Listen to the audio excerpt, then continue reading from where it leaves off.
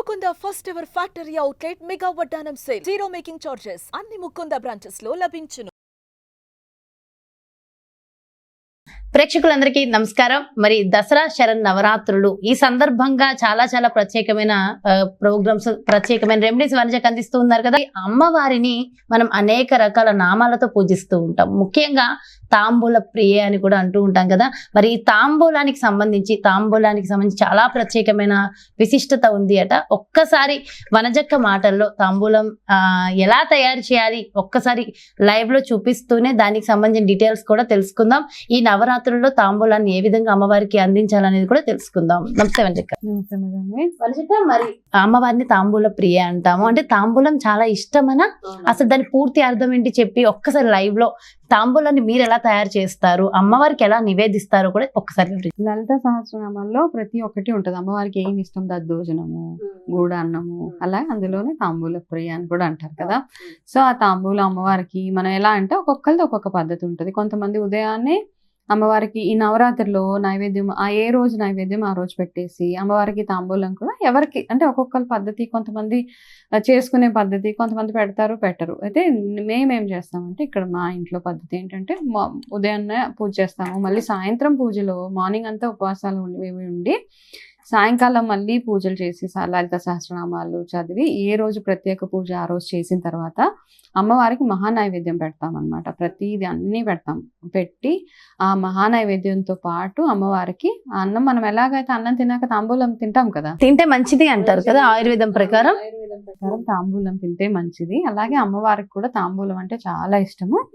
అయితే ఒక్కొక్కరు ఒక్కొక్కలా చేస్తారు. కొంతమంది ఆకు అక్క సున్నం వేసి చుట్టు పెట్టేస్తారు, కొంతమంది రకరకాల రెసిపీస్ అందరికీ ఉన్నాయి. సో నేను చేస్తేనే ఒకటి అంటే అఫ్కోర్స్ అక్కడెక్కడ నేర్చుకుందేలేండి, నా సొంతంగా కాదు.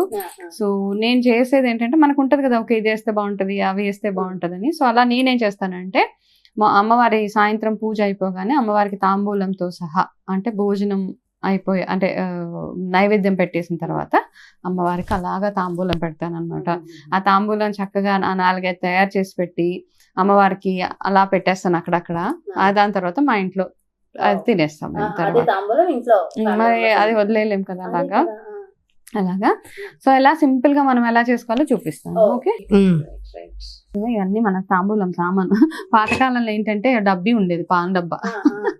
తమలపాకులు తీసుకుందాము, ఇంట్లో పెరిగినవి, ఇంట్లో చెట్టు ఉంటే అంతకంటే శ్రేష్టం ఏం లేదు. నిజంగా చాలా ఈజీగా పెరిగిపోతుంది. పెట్టుకుంటే మనకి ఎంత హ్యాండీగా ఉంటుంది. తమలపాకు చెట్టు మనీ ప్లాంట్ కంటే కూడా నాకు తమలపాకు చెట్టు అయితే బాగుంటది అనిపిస్తుంది. ఓకే, సో ఇప్పుడు మనము ఇందులో చిన్న చిన్న సుగంధ ద్రవ్యాలన్నీ వేసుకుందాం. ఓకే, అబ్బా ఆ డబ్బా ఓపెన్ చేయగానే ఎంత మంచి సువాసనలు. ఇది జాజికాయ తెలుసు కదా, ఇది ఇందులో వేసేద్దాం. చిన్న పౌడర్ చేస్తున్నాను. దాని నుంచే చూసా, దంచడానికేనా? ఇది యాలక, ఒక్క యాలక వేసేద్దాము ఇందులో. ఎక్కువ కూడా అక్కడ ఒక్క తాంబూలం కదా, మరి ఒకటేసారి పౌడర్ చేసుకొని పెట్టేసుకుందాం. జాజికాయ వేసాను, యాలక వేసాను, జాపత్రి కూడా ఇందులో వేసేసి ఇందులో మనకి పుదీనా పువ్వు అన్ని దొరుకుతుంది కదా, అది పువ్వు దొరుకుతుంది, అది కొంచెము, అది దాని తర్వాత కొంచెం పచ్చకర్పూరం. ఇది నేను చేసే పద్ధతి, ఎవరైనా వేరే పద్ధతి చేసుకోవచ్చు.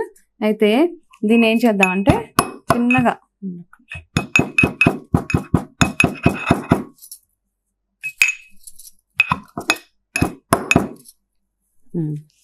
ఇది పౌడర్ లాగా చిన్నగా పౌడర్ చేసేసి ఈ ఆకులో వేసేద్దాం. వేసిన తర్వాత ఇందులో అన్నీ ఉన్నాయి. ఇది కాస్త కుంకుమ పువ్వు వేస్తాను ఇందులో మళ్ళీ.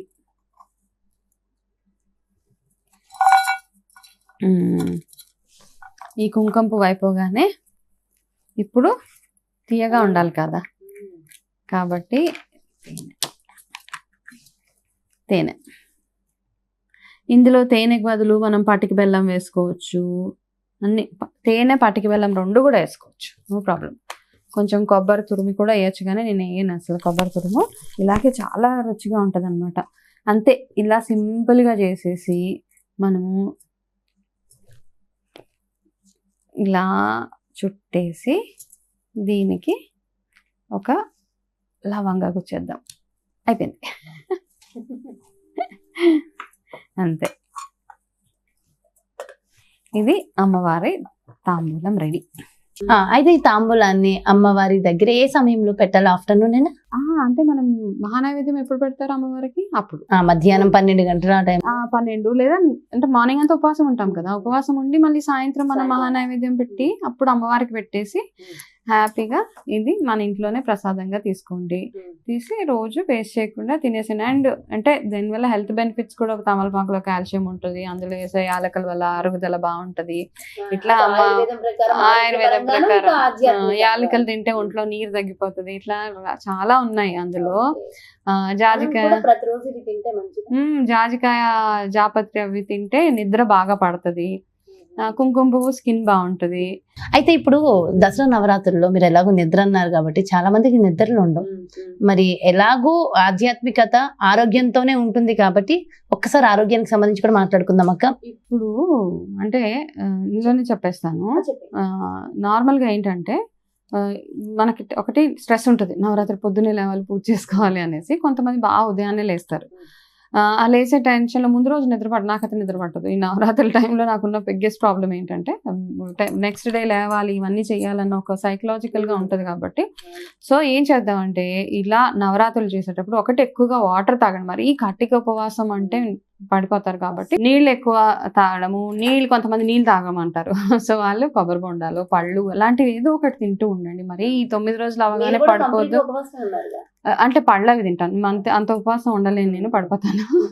సో ఏదో ఒకటి కాస్త. అండ్ పడుకునే ముందు నైట్ పాలల్లో, చక్కగా గోరువెచ్చటి పాలల్లో కాస్త యాలకులు, కొంచెము జాజికాయ పొడి వేసుకొని తాగితే, నట్మెగ్ పౌడర్ అని అమెరికాలో బాగా నట్మెగ్ పౌడర్ పాలు తాగుతారు అనమాట నిద్ర పట్టడానికి.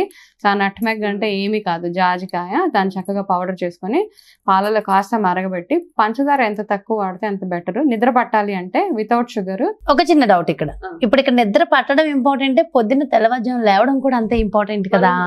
మరి మెలకు రాకపోతే ఈ 4 గంటల సేపు పడుకున్నా పీస్ఫుల్ గా పడుకోవడం అవసరం మనకి. ఓకే, ఎక్కువగా అలసిపోతే కూడా నిద్ర రాదు.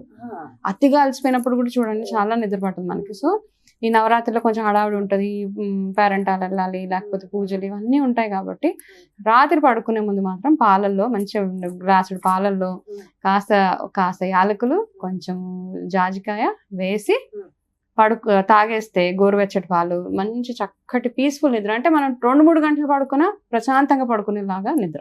అంతే. ఓకే, అయితే మరి తాంబూలం తినేయమంటారా నన్నే? ఇప్పుడు గెస్ట్ సూపర్ తాంబూలం, మహాప్రసాదం నిజంగా. సో ఇలాంటి తాంబూలం అందరూ చేసుకుని తింటే ఆరోగ్యానికి ఆరోగ్యం, ఆధ్యాత్మికంగా కూడా మనకి ఒక చక్కటి ప్రసాదాన్ని మనం తిన్న ఒక మంచి ఇది కూడా తినేయాలక్క. మొత్తమా ఫోల్డ్ చేసుకుని గోరింటాకు ఉంది అయినా తినేస్తా. బా, తమలపాకులు ఎంత బాగున్నాయక,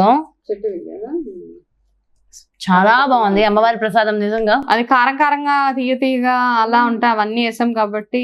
సో స్వీట్ గా ఉంది, తేనె ఎక్కువ వేసేస్తాను. అమ్మవారు నా కోసం వేయించారు. చాలా బాగుంది. అండ్ చాలా మంచి విషయం, చాలా మందికి తెలియదు, చక్కగా ఎక్స్ప్లెయిన్ చేశారక్క. చేస్తారంటే ఎవరి పద్ధతులు వాళ్ళకు ఉన్నాయి. జస్ట్ నేను మీ అందరితోటి నేను చేసే విధానం షేర్ చేసుకున్నాను అంతే. మంచి విషయం షేర్ చేసుకుని అందరికీ మంచి విషయ పరిజ్ఞానాన్ని అందించినందుకు థ్యాంక్ యూ సో మచ్ మంజక్క. నమస్తే. ఎస్, చూసారు కదండి, మరి ఇది అమ్మవారికి తాంబూలం ఎలా తయారు చేసి ఏ విధంగా నివేదన చేయాలి, నివేదన చేసిన తర్వాత ఎలా తీసుకోవాలి, అదే విధంగా మన ఆరోగ్యాన్ని మనం ఎలా కాపాడుకోవాలి, నిద్ర ఎంత అవసరం ఈ నవరాత్రుల్లో డీటెయిల్ గా ఎక్స్ప్లెయిన్ చేశారు కదా మంజక్క. మరో చక్కటి ప్రత్యేకమైన కార్యక్రమంతో మళ్ళీ మీ ముందుకు చేస్తాను. నమస్కారం. Anchors dress courtesy by Saki.